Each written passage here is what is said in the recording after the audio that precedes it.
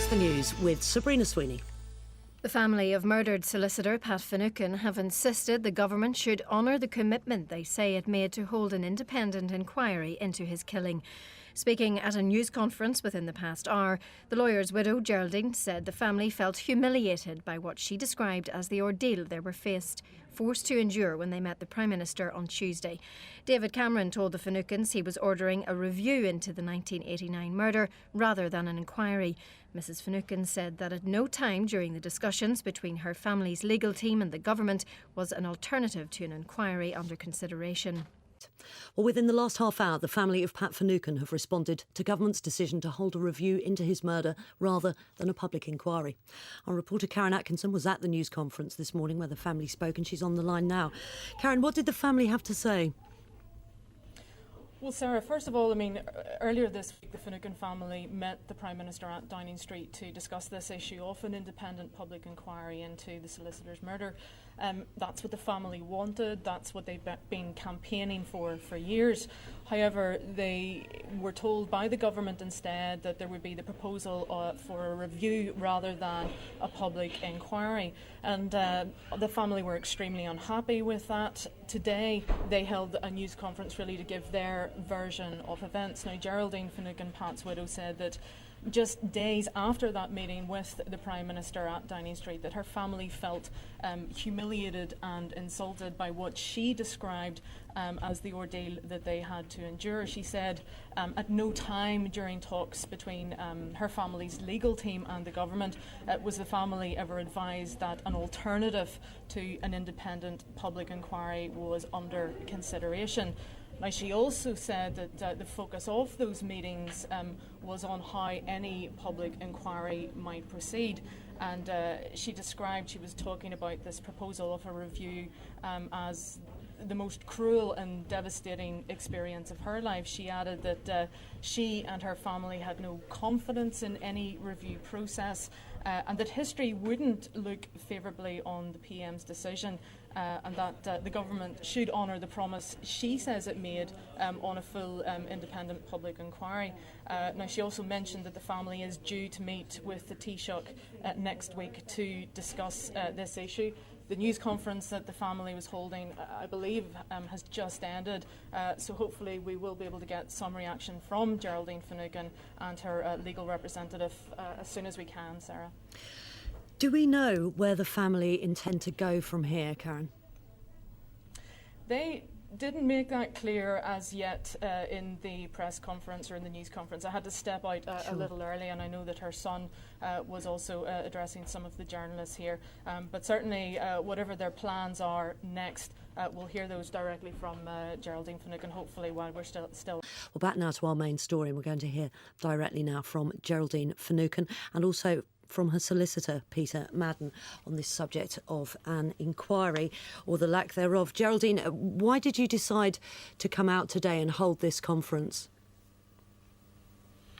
I thought it was necessary to make everybody aware of exactly what happened leading up to the meeting in Downing Street, and to explain why we have said we were misled. The government have come out and said, no, you weren't, and we just wanted to make it very clear to everyone that that did happen. We did not expect to be told what we were told on Tuesday by the Prime Minister. We'd had no previous indication that this was going to happen. So when you went to meet him, you were fairly confident that you were going to get a yes to the public inquiry? Well, I wouldn't say we were fairly confident, but everything that had been discussed, we presumed there would be some decision based around that. At the very best outcome would have been he would have said, yes, we're going to announce an inquiry, or else he might have said, we're nearly there, we will talk a bit more, but really we're both on the same track. And what exactly... we didn't know what to expect. Mm-hmm. What exactly was it in the weeks and months leading up to this point, to the visit to Downing Street, that made you think that it was going to be a much more positive outcome than it ultimately was?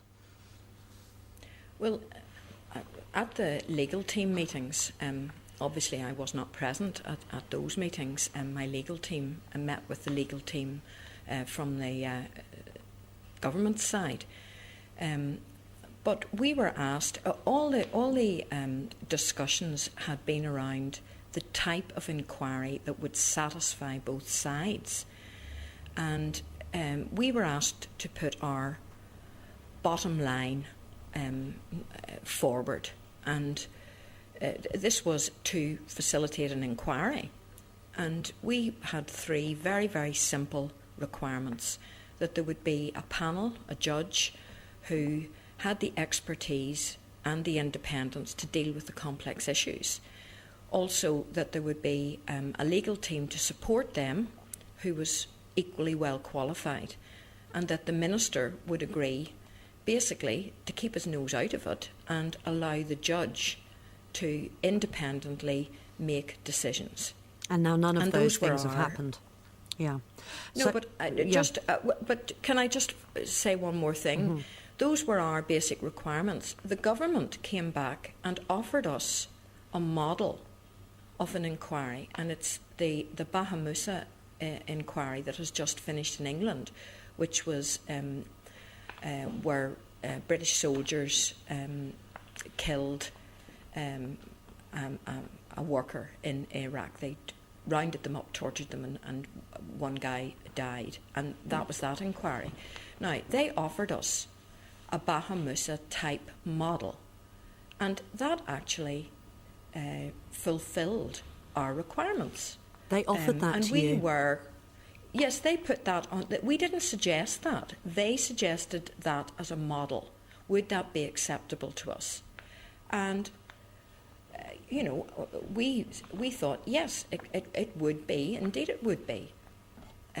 But we never got any further than that. They never came back after that was presented to suggest that they were thinking about anything else. And then we were invited to go and see the Prime Minister to hear the decision. So, Geraldine, when Now, exactly was it that you were offered this Bahamousa style of inquiry? We weren't offered it. They suggested that would that be acceptable. It wasn't actually offered. It was just put on the tables. There were suggestions on the table, and that was one of them. What do you think happened in those few days between these positive discussions that you had with David Cameron and his team, and then you being brought to Downing Street to say that you wouldn't be getting the public inquiry? I have no idea. Absolutely no idea. It just didn't follow what had been happening over the previous 10 to 12 months and what happened in Downing Street. There's a quantum leap in there somewhere, and I just don't know what happened. Do you suspect that there may have been any interference?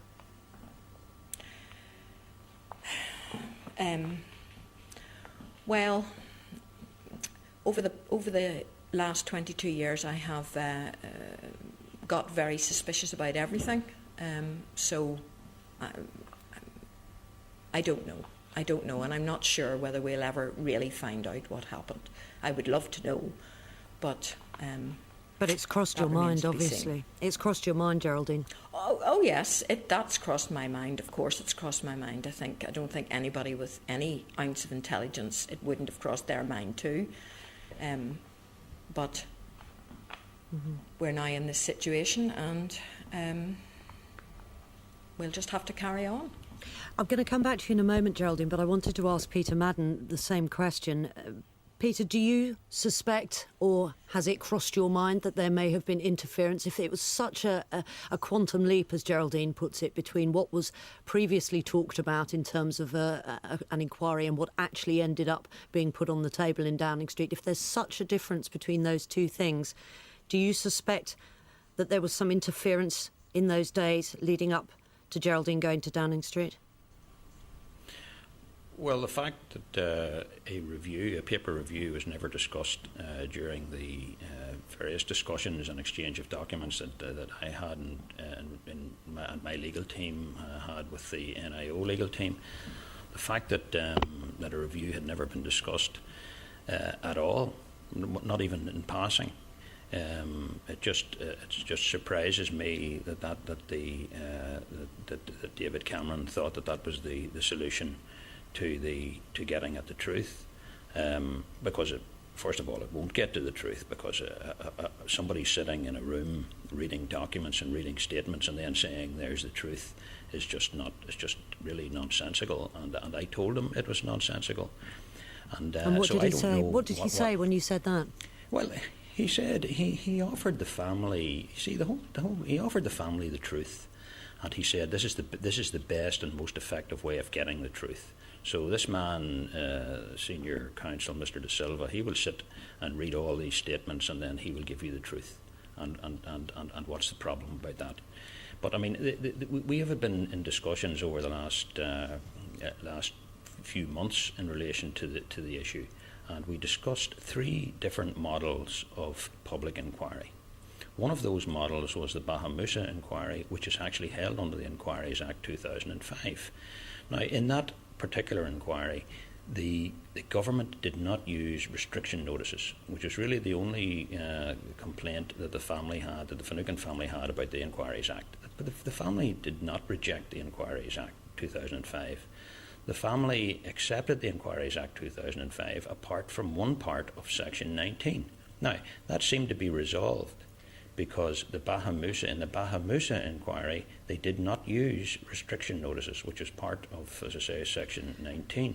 And we thought this was suitable. In fact, we told the government, we put in a submission to say that we will accept an inquiry, a Bahamusa type inquiry under the Inquiries Act 2005, and we heard nothing more until this meeting in Downing Street. I had a discussion beforehand with a senior official who told me that he couldn't tell me what the decision was, but the decision would be the family would be happy with the decision. In fact, the government put out a statement on Tuesday evening to say that the family will be happy about this decision. Peter, if the government has set its mind against the whole idea of inquiries, what can you do, and how far are you both prepared to take this? Are you going to try a legal route? Can courts overrule the government? Well, we told the NIO officials that the family did not want a long, drawn-out inquiry. The family did not want that. The family wanted closure. They wanted the truth. They wanted a mechanism that would give them the best chance to get to the truth. They did not want a long, drawn-out, expensive inquiry. The Bahamusa case was very short. It reported very quickly. That's what the family wanted. That's what we thought was the option that the government would go for, because it was discussed. A review was never discussed. A paper review was never discussed. But the idea, really, of someone, anybody, it doesn't have to be Mr. De Silva, anybody sitting in a room and then says this is the conclusion, this is the truth, is nonsense. Judge Corey did a review, and he didn't come to a conclusion and say this is the truth. What Judge Corey did, and what he was asked to do, was to decide, was to make a conclusion as to whether or not there should be a public inquiry after reading the documents. Geraldine, and he said, yes, there should be a public inquiry. Geraldine, I just wanted to ask you before, unfortunately we're going to have to go soon, but I wanted to ask you a couple of things. People out there who have lost people during the Troubles, some of them might ask, why is your case so special? And I also wanted to ask you, what next for you? How long can you keep up your fight? Mr. Cameron tried to give the impression that this was just about Pat's murder and they were going to find out about Pat's murder.